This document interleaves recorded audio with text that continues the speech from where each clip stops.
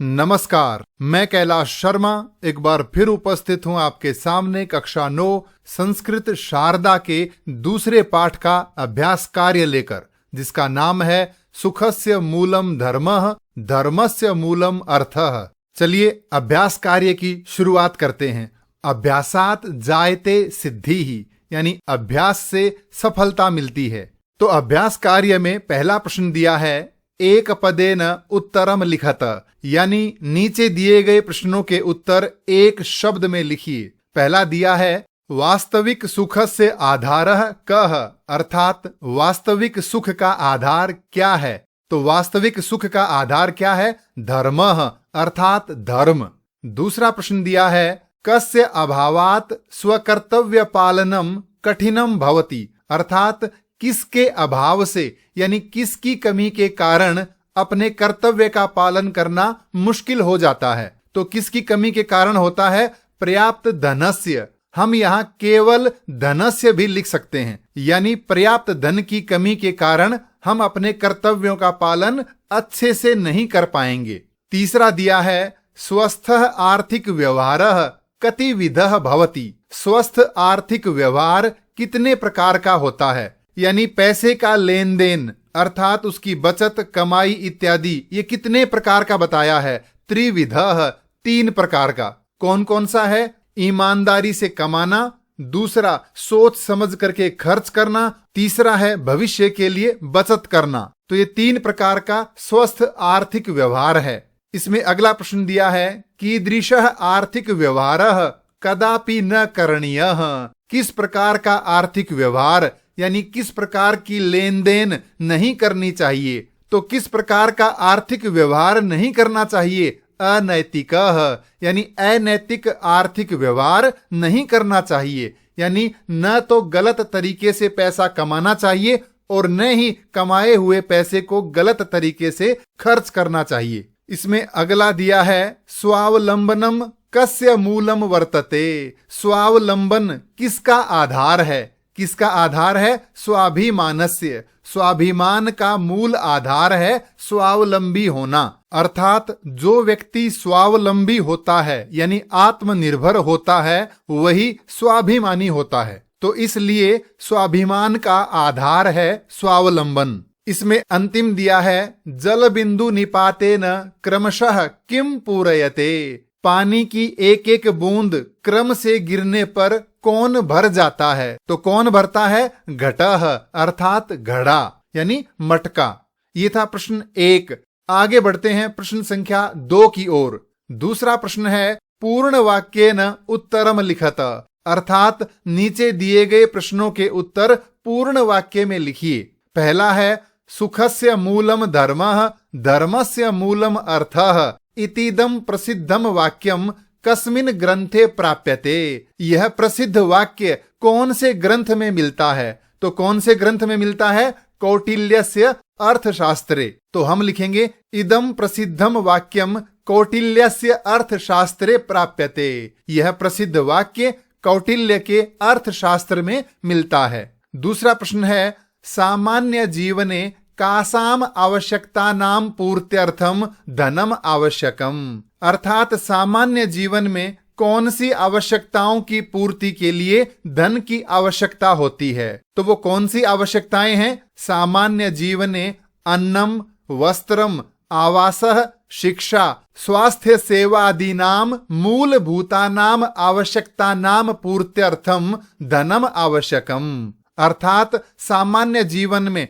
अन्नम यानी भोजन, कपड़े, घर, शिक्षा, स्वास्थ्य सेवा आदि मूलभूत आवश्यकताओं की पूर्ति के लिए धन की जरूरत होती है।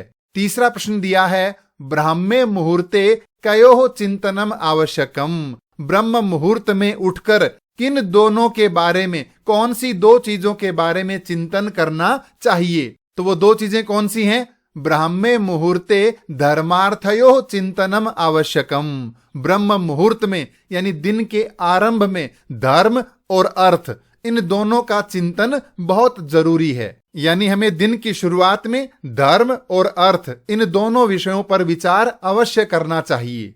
प्रश्न 2 में आगे दिया है जनः केन स्वावलंबी भवति, कोई भी व्यक्ति स्वावलंबी किससे होता है? तो धन संचयस्य अभ्यासेन जनः स्वावलंबी भवति। जो व्यक्ति धन संचय का अभ्यास करता है अर्थात निरंतर पैसे की बचत करता रहता है, वह व्यक्ति स्वावलंबी हो जाता है। उसे किसी दूसरे व्यक्ति की सहायता की आवश्यकता नहीं होती। प्रश्न 2 में अंतिम दिया है, लघु लघु संचयः अपि कालांतरे केन रूपेण वर्धते। थोड़ी थोड़ी बचत भी कुछ समय बाद किस रूप में उभर कर आती है? तो लघु लघु संचयः अपि कालांतरे महत संपत्ति रूपेण वर्धते।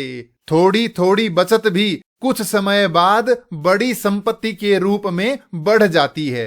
इसलिए हमें धन की बचत अवश्य करनी चाहिए। ये था प्रश्न संख्या 2। आगे बढ़ते हैं प्रश्न 3 की ओर। वाक्येन सह ग्रंथस्य सम्मेलनम कुरुत। एक तरफ तो दिए हुए हैं वाक्य और सामने दिए हुए हैं ग्रंथों के नाम। तो कौन सा वाक्य किस ग्रंथ में मिलता है उसके अनुसार इनका मेल करना है।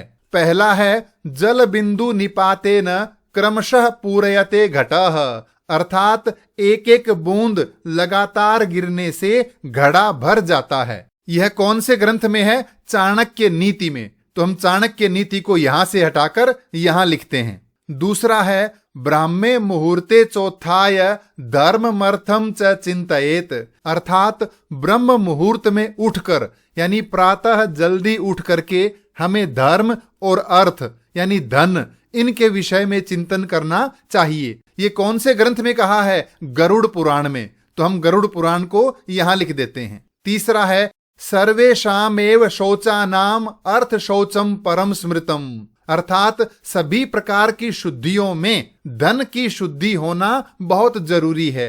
ये कौन से ग्रंथ में कहा है? मनुस्मृति में। तो हमने मनुस्मृति ये यहां लिख दिया। अंतिम है सुखस्य मूलम धर्मः धर्मस्य मूलम अर्थः, अर्थात वास्तविक सुख का आधार धर्म है और धर्म पालन का आधार अर्थ यानी धन है। ये कौन से ग्रंथ में कहा है? अर्थशास्त्र में। तो इस प्रकार हमने इन सभी का सही तरीके से ये मेल कर दिया है। ये था प्रश्न 3। हम आगे बढ़ते हैं प्रश्न संख्या 4 की ओर। चौथा प्रश्न है रेखांकित पदम आधृत्य प्रश्न निर्माणम कुरुत। नीचे दिए गए वाक्यों में रेखांकित शब्द के अनुसार प्रश्नों का निर्माण करना है।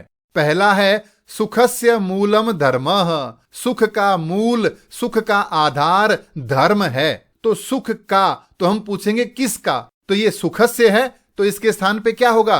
कस्य। कस्य मूलम धर्मः, किसका मूल किसका आधार धर्म है। ध्यान रहे प्रश्न निर्माण के बाद अंत में प्रश्न सूचक चिन्ह अवश्य लगाना है। दूसरा दिया है दिनस्य आरंभे धर्मार्थयोः चिंतनम आवश्यकम। दिन की शुरुआत में धर्म और अर्थ का चिंतन इनका विचार करना आवश्यक है। तो धर्मार्थयोः ये द्विवचन है यानी दो चीजें हैं। पहले प्रश्न में एक वचन था तो हमने लिखा कस्य, इसमें द्विवचन है तो हम लिखेंगे कयोः। तो उत्तर होगा दिनस्य आरंभे कयोः चिंतनम आवश्यकम। दिन की शुरुआत में किन दोनों का चिंतन आवश्यक है। तीसरा दिया है सन्मार्गेण एव धनार्जनम करणीयम। सही रास्ते से ही सही तरीके से ही धन कमाना चाहिए यानी धन का अर्जन करना चाहिए। तो हम पूछेंगे क्या करना चाहिए? तो उत्तर होगा सन्मार्गेण एव किम करणीयम, यानी सही रास्ते से ही क्या करना चाहिए? धनार्जन करना चाहिए। प्रश्न 4 में आगे दिया है अनैतिकः आर्थिक व्यवहारः कदापि न करणीयः।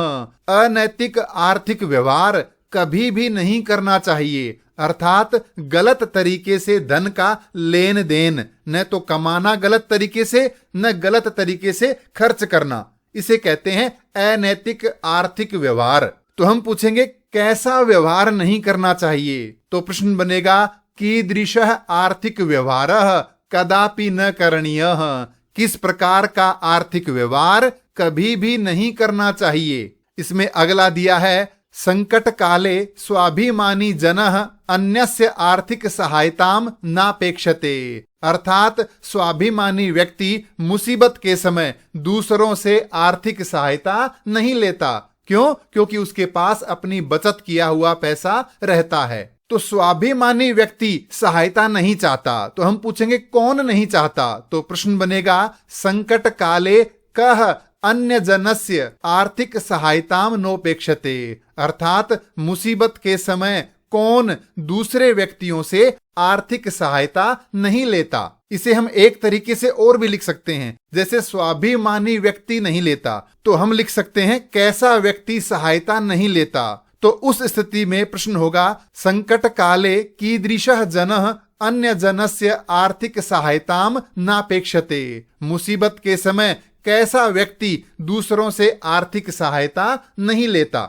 ये दोनों ही प्रकार से बनाया गया प्रश्न सही होगा, हम कोई भी एक लिख सकते हैं। ये था प्रश्न संख्या 4। आगे बढ़ते हैं प्रश्न संख्या 5 की ओर। उचितैहि पदैहि रिक्त स्थानानि पूरयत, अर्थात उचित शब्दों से रिक्त स्थानों की पूर्ति करनी है। पहली धातु है विद, अर्थात जानना। ध्यान रहे सभी धातुओं में अंतिम जो अक्षर है वो हलंत है। विद धातु के रूप बनाते समय य और जुड़ जाता है, तो विद के साथ जुड़ेगा य, और आत्मनेपद में धातु रूप बनाते समय ते एते अंते।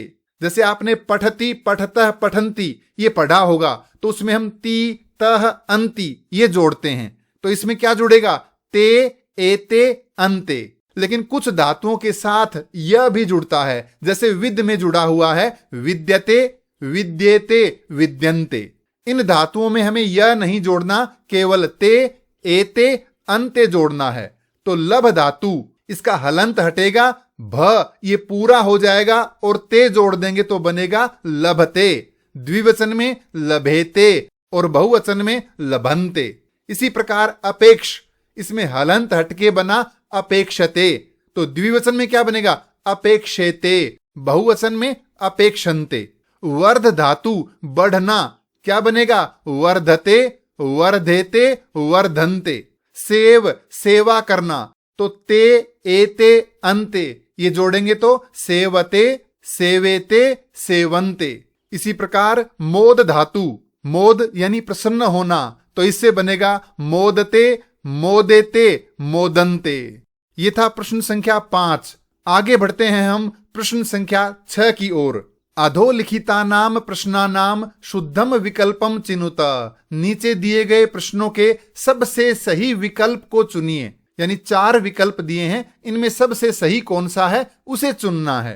पहला है सुखस्य मूलम धर्मः धर्मस्य मूलम अर्थः इत्यस्य मुख्य आशयः कः अस्ति, इसका मुख्य आशय क्या है, यानी इस सूक्ति का अर्थ क्या है। तो 4 विकल्प हैं, इनमें पहला है सुखस्य आधारः केवलम अर्थ एव, सुख का आधार केवल धन है, तो ये सही नहीं है। दूसरा है धर्मस्य आधारः केवलम सुखम, ये भी सही नहीं है। तीसरा है धर्मस्य आधारः अर्थः, धर्म पालन का आधार धन है और सुखस्य आधारः धर्मः, सुख का आधार धर्म है। तो ये विकल्प बिल्कुल सही है, क्योंकि हमने पाठ में पढ़ा है कि सुख का आधार धर्म है और धर्म पालन का आधार अर्थ है।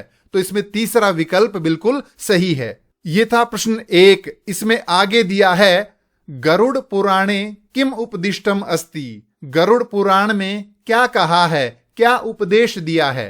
रात्रौ धनस्य चिंतनम करणीयम, रात को धन के बारे में विचार करना चाहिए। हम विचार कर सकते हैं, ये गलत नहीं है, लेकिन ये गरुड़ पुराण में नहीं कहा। दूसरा है प्रभाते धर्मार्थयोः चिंतनम करणीयम, अर्थात ब्रह्म मुहूर्त में धर्म और अर्थ के बारे में विचार करना चाहिए। तो ये बिल्कुल सही है, हम इस दूसरे विकल्प को चुन लेते हैं, क्योंकि कहा है ब्राह्मे मुहूर्ते धर्मार्थयोः चिंतनम आवश्यकम, ब्रह्म मुहूर्त में धर्म और अर्थ का चिंतन करना जरूरी है। ये था प्रश्न 2। तीसरा जो प्रश्न दिया है वो है सर्वेषाम एव शोचानाम अर्थ शोचम परम स्मृतम इत्यस्य तात्पर्यम किम, इसका अर्थ क्या है। विकल्प दिया है जल शौचम एव श्रेष्ठम, पानी से शुद्धि करना सबसे श्रेष्ठ है। दूसरा है मृदवारी शौचम एव श्रेष्ठम, मिट्टी और पानी से शुद्धि करना सबसे श्रेष्ठ है।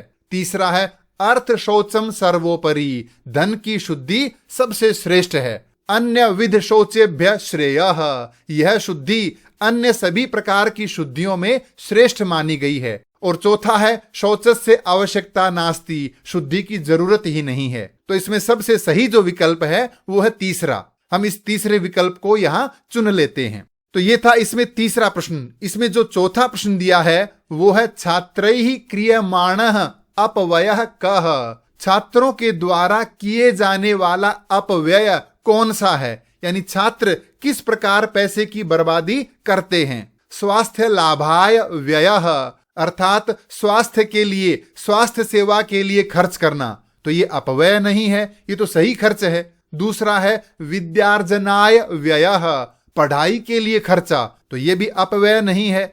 तीसरा है आडंबर युक्तः प्रदर्शनात्मक व्ययः, अर्थात दिखावे की चीजों के लिए खर्चा। चौथा है आत्म सुरक्षायै व्ययः, अपनी सुरक्षा के लिए खर्चा। तो बाकी तीन तो सही हैं, लेकिन ये जो है ये है व्यर्थ का खर्चा, इसे हम अपव्यय कह सकते हैं, पैसे की बर्बादी कह सकते हैं। तो ये था इसमें प्रश्न संख्या 4। आगे दिया है प्रश्न 5। पांचवां है जल बिंदु निपातेन क्रमशः पूरयते घटः, पानी की एक एक बूंद गिरने से घड़ा भर जाता है। इति वाक्यम कह अवदत, यह वाक्य किसने कहा। तो ये वाक्य कहाँ मिलता है, चाणक्य नीति में। तो चाणक्य नीति किसने लिखी, चाणक्य ने। तो हम लिखेंगे चाणक्यः, ये होगा सबसे सही विकल्प। तो ये था पाठ 2 का अभ्यास कार्य। पाठ 2 से संबंधित कोई भी प्रश्न हो तो कृपया कमेंट्स में लिखकर अवश्य पूछें। धन्यवाद।